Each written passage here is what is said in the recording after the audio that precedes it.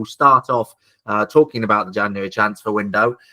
And just as a general overview, before we get into specifics, what would make an ideal January transfer window for Arsenal? Oh, now that's a question. What would make an ideal January transfer window for Arsenal? Look, I think they definitely need to strengthen. I think it's very, very hard to look at this window, given what's happened and given the context behind it, especially with Bukayo Saka's injury, and think it is not an opportunity that Arsenal need to take to strengthen over the second half of the season. You know, whether that be one attacker, two attackers, I don't know. But if they come out of this window with the same attacking options that they went into it with, I would worry about their ability to stay in the hunt for major honours. Well, definitely the Premier League title. You know, that's looking difficult anyway because of what Liverpool are doing. But if they want to have any chance, I just struggle with the attacking options they have, minus Bukayo Saka. I don't think they got enough. So I think they need to attack this window and try and find an opportunity. It's going to be difficult. Look, the January window is notoriously hard to navigate. Arsenal are always reluctant to do business in the window, and that's a message that certainly I've had from conversations going into the window. It's not going to be one where you're expecting major business to be done. But there's always a but. If an opportunity arises, Arsenal will react to it and try and get it done. And it feels like they have to react to something here. You don't lose your best player, but basically potentially half of what's still to come this season, and not go out and do all you can to find a replacement. So yeah, I think for Arsenal to have a good window, they need to get someone in. I think they've got enough in defence. Even with the injuries, I think they've got enough to cope with in defence. I think in midfield, they've got plenty of options there. But in attack, they're short. There's no doubt they're short. They were short before Saka got injured, and they're even shorter now. So they need to react to it, and they need to find someone from somewhere. But it's not going to be easy. Yeah, so let's break down a couple of those areas of the pitch, and we'll start with attack then. Do you think it should be a Saka replacement, knowing that Saka's going to come back into the team, or are you looking a bit more long term and getting that goal scorer, that difference maker, who could maybe cover for Saka's absence in the meantime? Yeah, I think it's hard to sort of go into it and think we've got to sign a like-for-like replacement for Bukayo Saka, because there's not many of those out there, is there? Bukayo Saka's a bit of a one-off. That's what makes him such a fantastic footballer. But I think there's definitely opportunity to improve the attack. And then there are options within the squad to, cover Bukayo Saka at the moment. We're seeing that Martinelli played on the right. I think if you go out and sign another forward, another attacker, then Jesus becomes definitely another option you can play on the right-hand side, because we've seen him play there well for Man City and for Arsenal in the past. So I don't think it has to be a like-for-like replacement for Saka. I just think it has to be another attacking option, which then allows you to rotate the options you've got further to make up for the absence of Saka. It's going to be difficult. Look, I'm not expecting them to go out and sign, make a huge signing that is potentially a long-term signing. I still feel like a loan option from the European market is probably the most likely thing that we could see Arsenal do right now, because all the stuff that they might maybe have earmarked from the summer would be very hard to fast track to January, because the clubs just aren't going to want to sell those players. You look at Matthias Cunha, for example, who we know Arsenal have interest in at Wolves. Wolves are in a relegation dogfight. Are they going to just wave goodbye to their best attacker in January without a fight?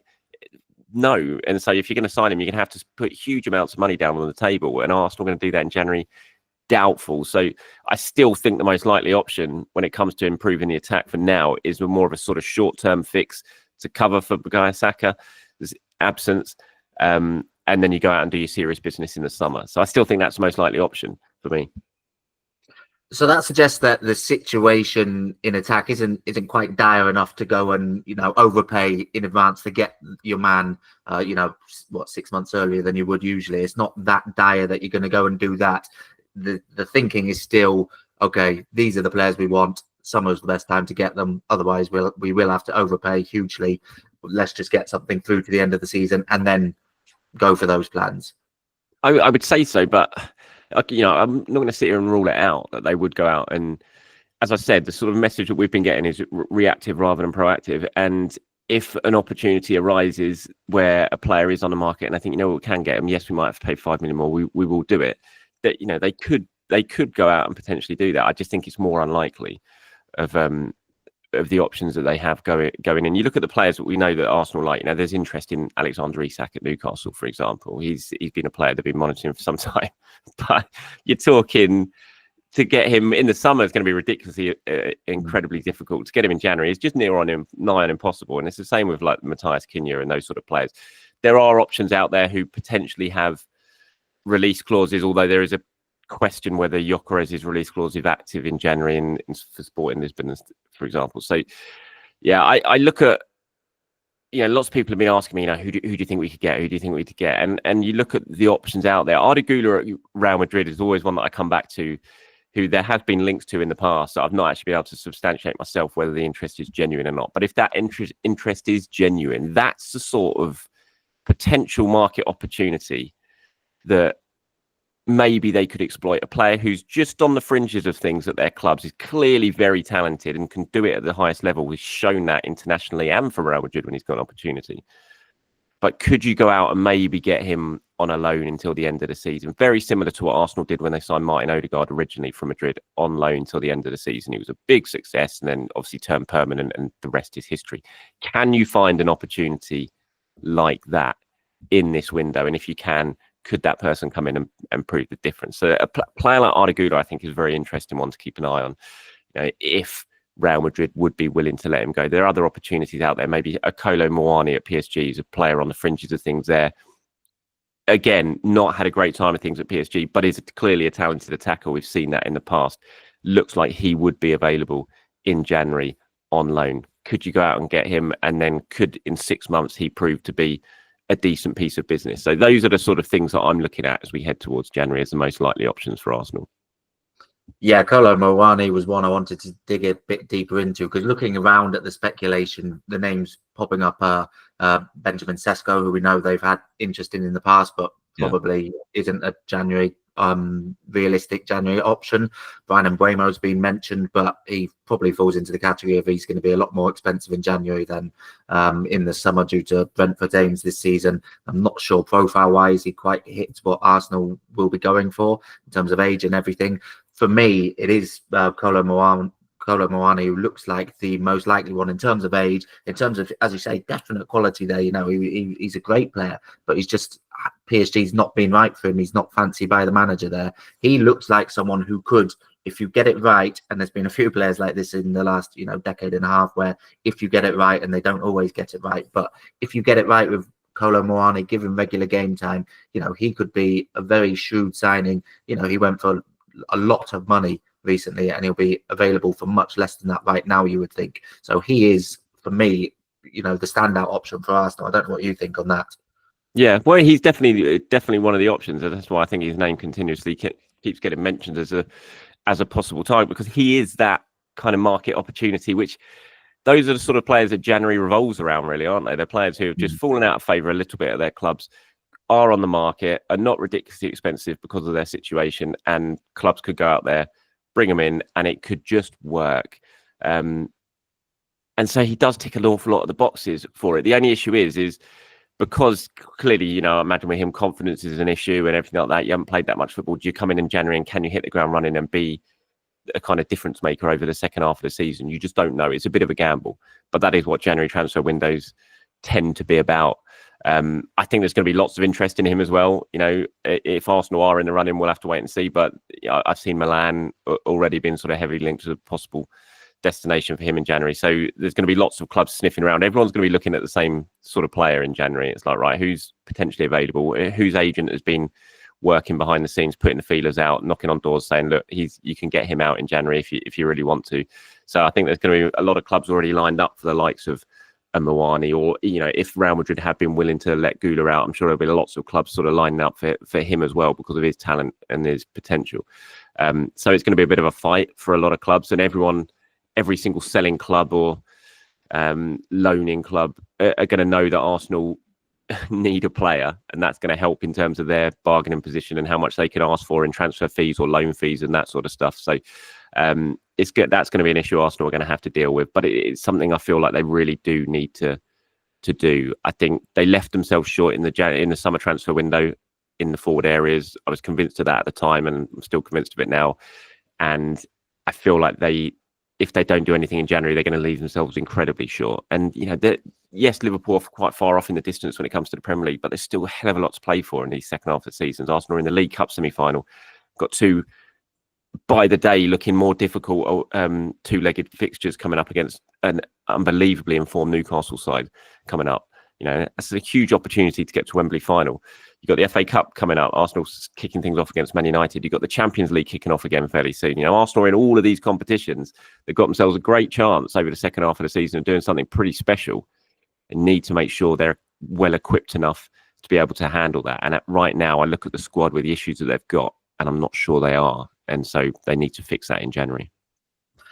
And how about the option of a Fabio Vieira recall? I've seen that mooted here and again. Doesn't really strike me as being enough of what you need. He hasn't set the world alight quite at Porto. He's been a regular there, but the Porto manager sort of suggested that wouldn't happen. And it seems to me like Arsenal need a bit more. He's not a Saka replacement. He's not anywhere near the quality of Saka. No, absolutely not. That was your classic pre-January story, wasn't it? It even involved Arsenal fans tracking a private jet on a flight radar, which is just a transfer window klaxon story, if I've ever seen one.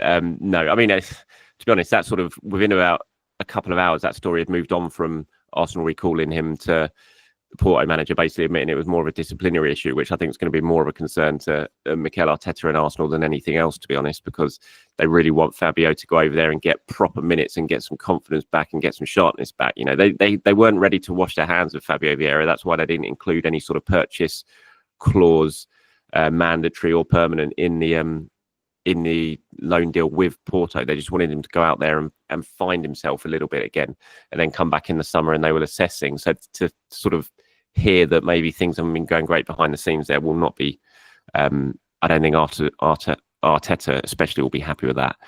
But no, in terms of coming back and fixing the issue left by Bukayo Saka's injury, no. I mean, he's more of a central player anyway. I don't like him when he plays on the right hand side. So for my mind, that was never an option when it comes to filling the void left by Saka.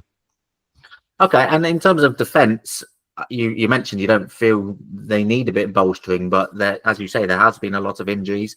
Tyreek Mitchell's name's been mentioned, but is the emergence of Miles Lewis-Skelly, has that sort of eased the need maybe for another body in there to add a bit more depth? And you'd expect the injuries to ease a little bit in the second half of the season. Is that enough, or do you feel they could do with that extra body in defence as well? I think they're probably okay. Obviously, they're still kind of walking on a tightrope a little bit on the right-hand side with Tomiyasu and Ben White still a fair way off coming back, but they seem, touch wood, Timber's doing okay, he's standing up to it. Partey's still the option that they have there. And like you said, I think on the left-hand side, having Miles Lewis-Skelly come in and do what he's done, it's just like basically bringing in a top quality new young signing anyway. He's been absolutely fantastic, Miles Lewis-Skelly. I mean, Calafiori's back now, Zinchenko's back, and he's keeping him out the side. And he just looks so calm, composed, strong. I love the sort of fight that he's showing, like in the games against Ipswich. Delap tried to really rough him up, get in his face, and Lewis-Skelly stood up to it all, going eye to him, pushing him away. So I think one of the Ipswich players sort of shoved Gabriel off the pitch into the hoardings, and then when he came back on, Lewis-Skelly was there getting in his face, protecting his teammate. And this is an 18-year-old kid. He's just got that aura about him and confidence about him. And he's just been an absolute revelation since he's come into the team. And I think he's certainly fixed an issue that for Arsenal. And I look at that defence and I think they've got enough there. I think the focus has to be, the priority has to be in January.